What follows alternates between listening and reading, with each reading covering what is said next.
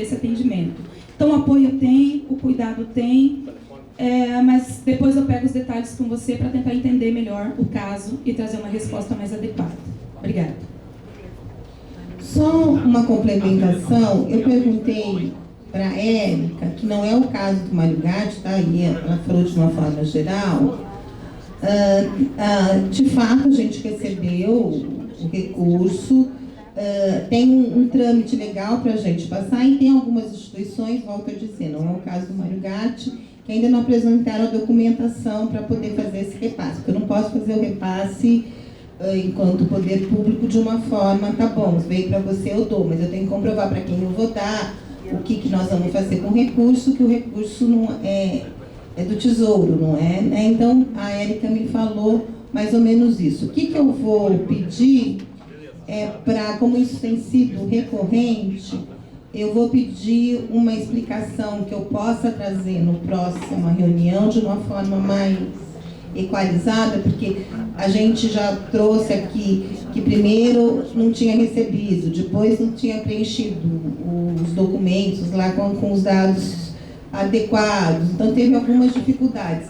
Mas aí agora eu me comprometo na próxima a trazer a situação de uma forma geral. Lembrando que isso que foi repassado para a gente se refere ao Mário Gatti e aos conveniados, porque os nossos funcionários públicos não entram neste quadro de funcionários da enfermagem que recebem um piso menor, tá? Então, eu sempre gosto de deixar isso claro, que não é para todos os profissionais da rede, tá? Os funcionários públicos não entram nesse problema de não receber o piso, tá bom? O próximo, Sofia, é do Florence, né, que está questionando por que foi transferido o médico e uma enfermeira para outra unidade. A gente tem trabalhado com uma lógica de conseguir, né, compor dentro das equipes, em alguns momentos, alguns remanejamentos para poder garantir assistência.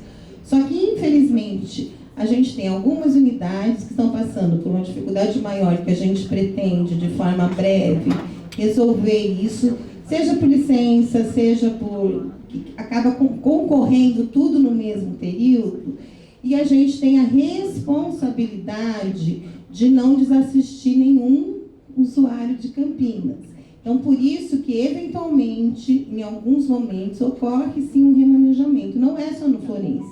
Se a gente for levantar a história, a gente já fez isso diversas vezes, porque é no momento que eu preciso que aquela unidade tenha um aporte maior do que ela está tendo, ela não está conseguindo atender. Lembrar que o Florence é uma unidade grande, então nós não estamos falando, desculpa, Valença, né? Acho que não, ao contrário, do Valença para o Florence. É uma unidade grande, que a gente também tem uma população grande, então isso a gente faz mesmo e a gente tenta, com a maior brevidade possível, retomar a normalidade, tanto na substituição ou no incremento do médico na unidade que está faltando, como, se for o caso, retornar. Mas isso é uma questão de gestão e a gente tem que fazer, porque eu não posso desassistir uma população completamente sem eu olhar para o meu território e ver o que a gente pode contribuir por algum momento para isso, tá?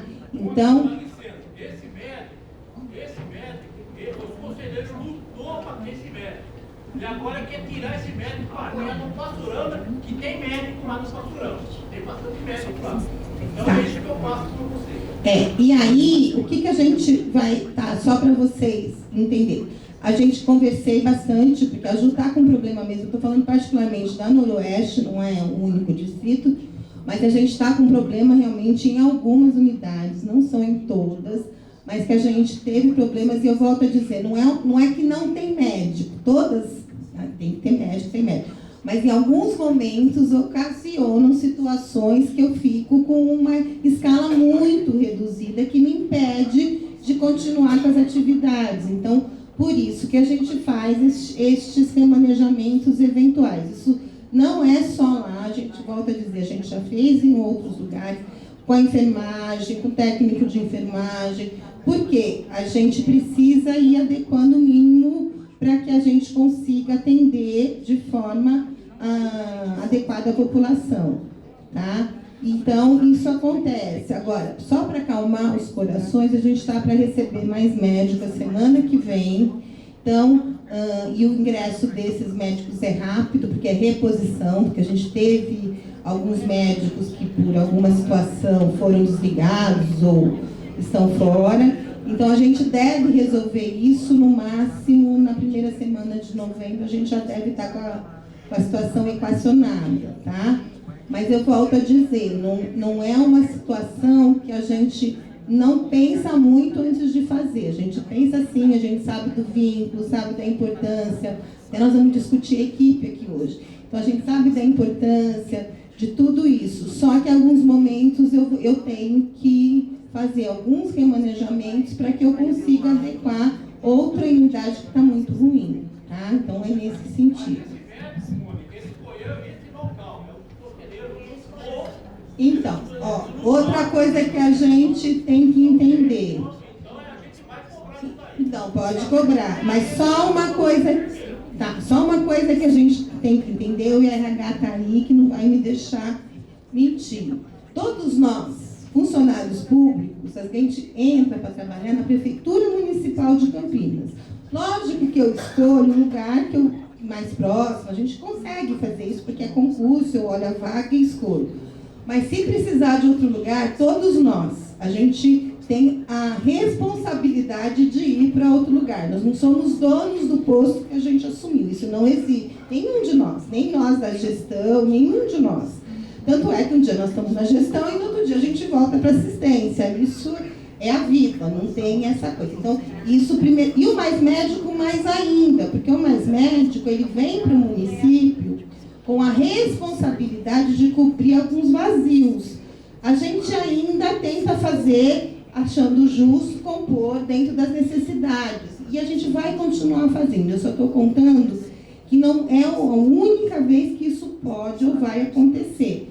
Mas que a gente vai conseguir reverter isso de uma forma breve, porque, como eu disse, a semana que vem, segunda e terça, vão estar chegando novos médicos para reposição dessas vagas. Então, e eles chegam, eles têm que assumir imediatamente. Então, provavelmente, pós o feriado, as coisas vão estar já voltando à normalidade. Tá? Podem me cobrar. Mônica, só um instante. Eu vou pedir uma gentileza para os conselheiros, apesar do tema... Pessoal, eu vou pedir a gentileza e a compreensão que, de fato, o tema é de suma importância, deve ser tratado, deve ser ponto de pauta, mas para que a gente consiga conduzir a reunião e os temas já em fila para serem tratados, a gente não pode, infelizmente, nesse momento, transformar num debate. É importante que toda demanda seja transmitida para a presidência, para a executiva, seja inclusive pautada, mas a gente precisa dar andamento, são 7h20, senão a gente não consegue vencer as pautas que já estão estipuladas. Eu peço essa compreensão, por gentileza. Tem mais duas, pelo que me chegou aqui, e que a outra eu já estava presente, que eu cheguei no final da Ana Paula falando da medicação que está em falta e que a gente dá o prazo de 90 dias. O prazo de 90 dias não é a secretaria que dá, tanto é que a gente explica o porquê que está em falta e porquê que a gente calcula esse prazo. Cada vez mais a gente tem se esforçado, e isso é nítido quando a gente olha a falta de medicamentos, a gente cada vez tem menos falta, ainda bem que é nossa obrigação, não tem nem... Mas, eventualmente, por algum problema no processo, a gente pode... Não adianta eu falar que vai vir na semana que vem, porque tem um trâmite administrativo que a gente não consegue, por mais que a gente se esforce para que a coisa ocorra no mais breve possível. Por exemplo, a gente ficou sem antibiótico muito tempo. Não foi porque a gente não queria e que não fez todo o esforço para comprar. Ele estava com problema de falta de um dos insumos dele, então a gente não conseguia comprar. Então, assim, tem várias situações e a gente tem que pôr o prazo que a gente vai conseguir se comprometer. Então, tanto é que varia. Tem coisa que a gente fala que está chegando, tem coisa que é para aqui 30 dias, 90, e tem coisa até que, infelizmente, a gente põe 120 dias, né? Porque são os prazos administrativos para a gente conseguir executar, tá? Então, é disso em relação aos medicamentos. E o outro foi das fonos em relação ao MP. Isso está correndo no MP, a gente está conversando.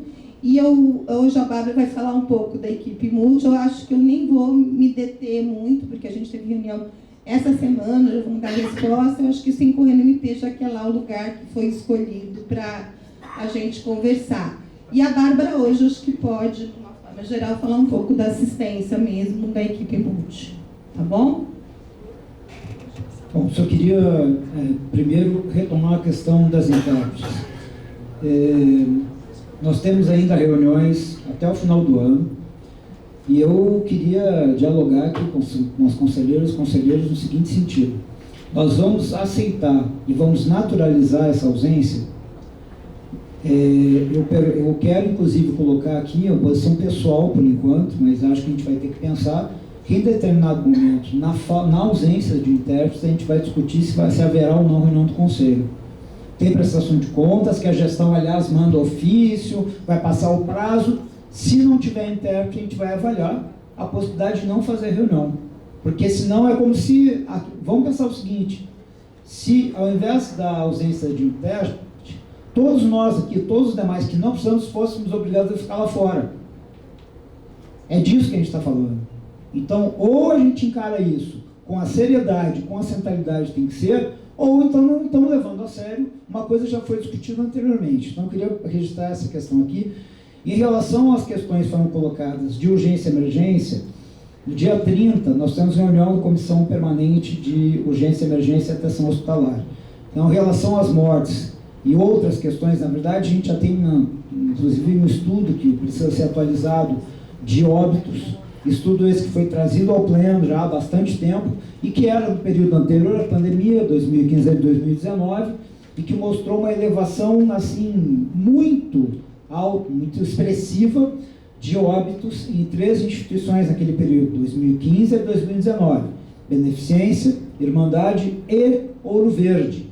Né, seu Valdir? A gente não esqueceu disso. Então, nós vamos ter que retomar essa discussão, e se de fato não é o caso de trazer o que aconteceu com o senhor fulano de tal, nós temos que olhar essa questão dos óbitos. Não é possível. Isso não tem cabimento, e a gente vai ter que retomar essa questão na Comissão de Atenção Hospitalar e Urgência e Emergência. Antes de passar agora para as atas, né, para a ata do dia 27, eu só queria aqui fazer um registro, 2 registros. Nós temos no dia 30 uma reunião que vai acontecer, e essa é só para explicar, é uma reunião que o promotor de direitos humanos, promotor de justiça, da 24ª Promotoria, conseguiu com a presença do prefeito e do secretário de saúde. Apenas para registrar, desde que, assim, toda a gestão anterior, com a presidenta Nayara, e agora nessa gestão, nós ainda não fomos recebidos pelo secretário municipal de saúde. Então, não é apenas o secretário não vir à reunião, tá? O conselho também não foi. Nós vamos ter essa reunião no dia 30. Ela foi, importante aqui fazer justiça, né, e não se tomar o que os outros fazem. Ela foi de uma iniciativa de um conjunto de conselhos locais do Distrito Leste, que depois somaram-se alguns outros do Distrito Sul e mais a Comissão de Obras, levantando uma série de problemas que tem afligido e que, na verdade, não são só do Distrito Leste, são questões da cidade inteira. Vamos ter essa reunião dia 30, com alguma expectativa, porque o promotor de justiça disse que tem algumas questões que ele pretende tentar colocar no papel, né? Vamos ver, mas é só para dar esse informe. E a gente vai ter, já avisando também, no dia 31, às 19 horas, só o local que ainda está para definir, mas para quem quiser saber, a gente vai divulgar na página do Conselho. A gente vai ter uma plenária aberta a todas as pessoas, na verdade, prioritariamente para conselheiras e conselheiros que tomaram essa iniciativa, mas todo mundo é bem-vindo para a gente ver a devolutiva de como foi essa reunião no dia 30, com o prefeito, secretário de saúde e promotor, para ver o que aconteceu, porque isso não é um assunto só para nós aqui, para todo mundo. Então, acho que era isso, e eu só queria colocar uma questão. Eu trouxe uma proposta de moção de repúdio ao deputado Zé Cardiceu, que apresentou uma emenda num projeto e que isso autorizou a possibilidade de redução de recursos para a saúde. Se der tempo, eu queria colocar essa questão, que ela fique por último, eu peço o esforço de todo mundo para que a gente possa fazer a leitura da moção e, se der tempo, fazer a apreciação, porque se todo mundo fala que não pode reduzir 1 centavo do SUS, é inadmissível, né, que o deputado, líder da bancada do PT, apresente uma emenda como essa, que possibilita a redução de recursos do Sistema Único de Saúde. Bom, então acho que a gente passa agora para a ata, né? Ata do dia 27 de setembro. Alguma conselheira ou conselheiro tem alguma retificação a fazer em relação à ata que foi encaminhada por e-mail a todas, todos e todas? Não.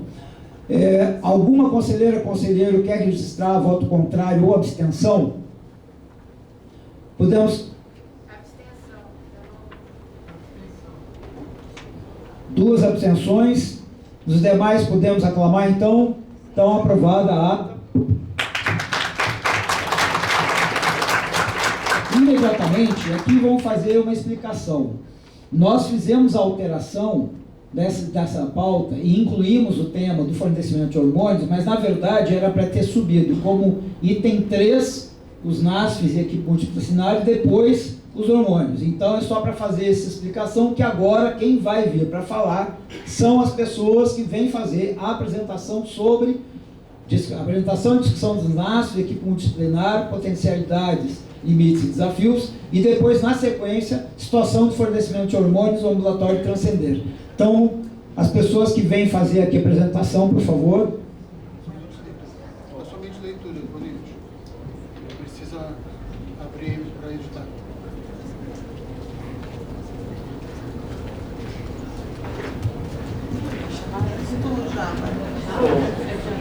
Mariana, só questãozinha de ordem. Mariana, só uma questãozinha de ordem. Questão de ordem, Roberto. É só para lembrar que essa pauta vai ser apresentada em 2 momentos. Vai ter uma fala da gestão, que a Bárbara vai fazer, apresentar algumas questões referentes à questão das equipes multidisciplinares, e depois, acho que é o André, né, vai fazer uma fala representando o ponto de vista dos trabalhadores e usuários, eu diria também, sobre como está essas equipes hoje, os seus limites e potencialidades. Então é uma pauta dividida em dois momentos, em 2 pedaços, só para ficar claro isso. Legal. Beleza, então. Bárbara. Ficou no final 20, né? 20. Faltando 5, meu amigo. Ah, você me avisa? Já está aqui, Roberto.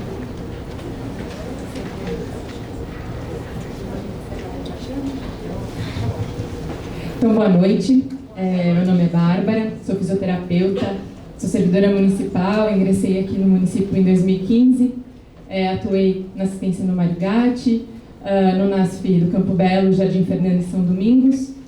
Na segunda metade de 2020 estive na coordenação do Centro de Reabilitação de Souzas, na sequência em 2021 na coordenação do Programa de Residência Multiprofissional e Atenção Básica à Saúde da Família aqui do nosso município. Atualmente eu estou como apoio técnico na área da atenção primária e por isso então hoje vou compartilhar com vocês um pouco do que a gente vem estudando em relação à publicação de 2 normativas, né, que saíram esse ano. Uma, a Portaria 635 de maio desse ano, que vai falar sobre a volta do incentivo financeiro para as equipes NASF, agora nomeadas como equipe multiprofissional, e a nota técnica, que vai ajudar a regulamentar essa portaria.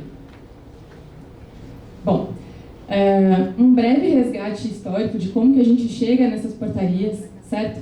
Então, recuperar que a primeira publicação, que vai falar sobre a organização do trabalho, né, de diferentes profissões na atenção primária, organizando como núcleo de apoio à saúde da família, vai ser publicado em 2008, né, a normativa que vai criar o NASF, e trazendo assim, né, que essa elaboração ela vem no conjunto de experiências, vivências de diversos municípios, inclusive Campinas, muito na vanguarda nessa organização, nessa experimentação. Na sequência, uma publicação importante, a PNAB, em 2011, né, a Política Nacional de Atenção Básica, que vai detalhar outros pontos em relação à atuação do NASF, e essa organização, nesse período, ela já tem uma proposta de incentivo financeiro federal para a implantação de equipe, certo? Na sequência, em 2017, temos a publicação da Política Nacional de Atenção Básica, que vai trazer uma primeira alteração em relação à nomenclatura, né, do corpo dessa equipe que vai atuar na atenção primária, passando de núcleo de apoio à saúde da família, como para núcleo ampliado de saúde da família e atenção básica, né? Uma mudança de nome que vai reforçar muito na questão de destacar as ações, né? Quando a gente inicia o NASF como núcleo de apoio à saúde da família, um marco muito forte de conceituação teórica em relação ao apoio matricial. E na sequência, na PNAB de 2017, há um desmembramento dessas ações para maior detalhamento, compreensão do escopo de atuação da equipe NASF e o reforço que as equipes NASF devem atuar atreladas a equipes de saúde da família, a equipes de atenção básica e para equipes de atenção básica também para populações específicas, pensando a articulação com consultório na rua, equipes ribeirinhas e fluviais e também com o programa da Academia da Saúde. Em 2019, a gente tem uma mudança em relação ao modelo de financiamento na atenção primária e como isso impacta a implantação dos NASFs, né? Há uma interrupção do financiamento do incentivo federal para a implantação dessas equipes, certo? Com esse atual modelo de financiamento que é o Previne Brasil. Mas, pode passar, temos uma novidade em relação às normativas que, a partir desse ano, em maio desse ano, a publicação da Portaria 635, que vai instituir, definir e criar o incentivo federal para a implantação e avança também no incentivo federal para custeio e desempenho das modalidades de equipes, agora chamada multiprofissionais. Tá? Eu vou eu trouxe alguns destaques de alguns artigos, alguns pontos específicos, mas toda a portaria, a norma técnica, ela está disponível ao Conselho, a gente pode multiplicar esse compartilhamento, ou mesmo, né, na internet está de fácil acesso para a gente poder ter o detalhamento de cada ponto. Então, um destaque que a gente faz, um parágrafo único que vai falar que as equipes multiprofissionais, vai estar sempre abreviado aí por EMULT, tá? Ela deve ser composta por profissionais de diferentes áreas do conhecimento que vão atuar de maneira complementar e integrada às demais equipes da atenção primária. Ele vai destacar mais para frente, mas que são as mesmas já destacadas anteriormente, né, que as outras políticas da atenção primária já destacavam. Um reforço sobre a atuação da EMULT, né, como uma equipe corresponsável pela população e pelo território em articulação intersetorial e com trabalho em rede. Pode passar. Bom, outro destaque que eu faço em relação a essa portaria é a questão das diretrizes e objetivos, né? Então, no processo de trabalho das equipes multiprofissionais, ele vai ser focado para atender a demanda da saúde da pessoa, população e território, certo? Quais são os itens destacados, né, nessa diretriz? Então, a questão de facilitar o acesso da população aos cuidados em saúde, reforçando a questão do trabalho colaborativo entre profissionais da EMULT com as equipes citadas, que eu vou reforçar o destaque mais para frente.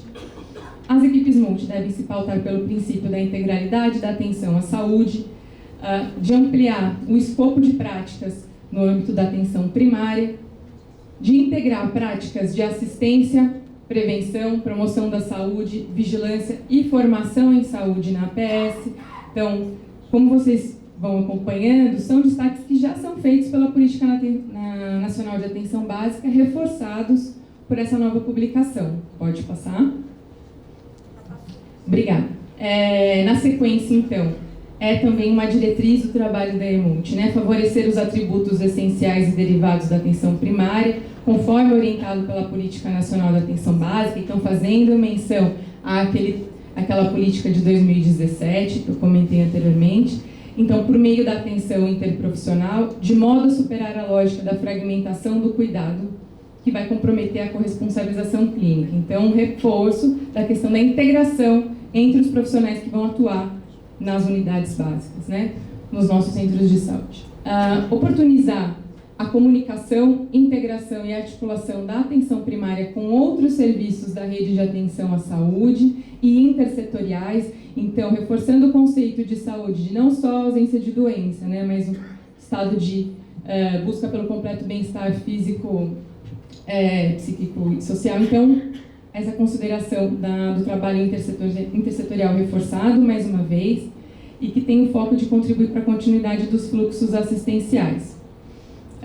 Já fechando, né, a questão das diretrizes, a outra é contribuir para aprimorar a resolubilidade da atenção primária e proporcionar a atenção de forma contínua ao longo do tempo, né, por meio de profissional de referência de uma equipe multiprofissional às equipes que ele vai estar vinculada, trabalhando em conjunto dentro do centro de saúde, buscando qualificar a diretriz da longitudinalidade do cuidado, né, de acompanhar ao longo do tempo aquela pessoa, família, aquele território.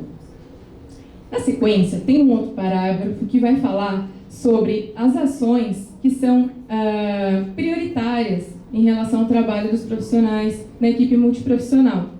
Por que está esse destaque, esse grifo? Né, para reforçar que se a gente pensar em outras ações, desenvolver outras estratégias, também são válidas, mas o que o Ministério está direcionando municípios, vamos tentar cuidar de exercitar essas ações prioritariamente.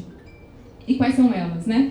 Há o destaque, então, para a equipe da multiprofissional realizar atendimento individual, em grupo e domiciliar, as atividades coletivas, apoio matricial, discussões de caso, atendimento compartilhado entre profissionais e equipes, a oferta de ações de saúde à distância, a construção conjunta de projetos terapêuticos e intervenções no território e práticas intersetoriais.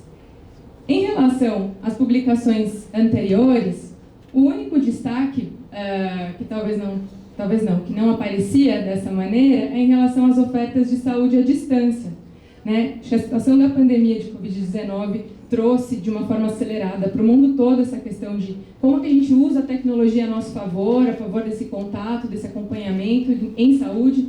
Então, um item novo na nossa descrição de política. No terceiro artigo, a portaria vai mostrar para a gente quais são as modalidades de acordo com carga horária de equipe, vinculação e composição profissional que o Ministério vai direcionar um incentivo financeiro. Tá? Ela vai, então, classificar o arranjo de equipe multiprofissional como ampliada, complementar e estratégica. E a gente vai conhecer um pouquinho mais do que quer dizer cada uma dessas modalidades. Pode passar. Bom, um destaque comum é que todas as modalidades de equipe multiprofissional deverão atender aos seguintes requisitos. As equipes multiprofissionais serão compostas por um conjunto fixo e variável de profissionais de nível superior descritos no anexo, que a gente vai ter a oportunidade de ver junto. Acho que é importante destacar o grupo do Ministério da Saúde, que vem fazendo essa conversa sobre a portaria, a norma técnica junto aos municípios, bem destacado que essa organização das profissões, segundo um conjunto fixo e variável, vem de uma observação do Ministério em relação às condições e às necessidades de saúde no país, tá? Por isso desse arranjo. O segundo item fala da carga horária individual mínima médica exigida por equipe, que é de 10 horas semanais, pensando a composição de equipe multiprofissional.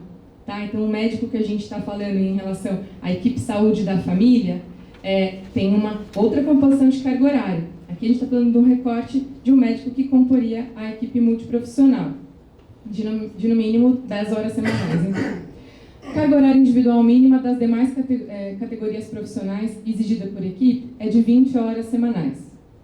Vamos só somando as informações que a gente vai ver um quadro conjunto para conseguir conectar essas condicionalidades, tá bom?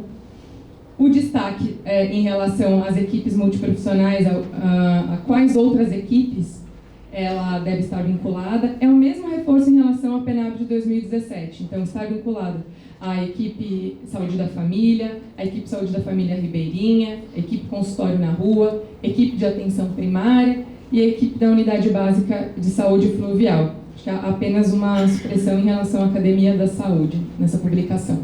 Pode passar. Em relação à composição das equipes multiprofissionais, quais são as profissões que o Ministério, esse grifo ele é meu, né, para fins de incentivos financeiros federais, ou seja, se o município quiser inserir numa equipe multiprofissional outras profissões que não estão descritas aqui nesse quadro, tá tudo bem, né? Só não vai ter a contabilidade para um recebimento de auxílio de incentivo financeiro, se for nessa situação, mas tendo profissionais desse escopo aqui que está destacado, contará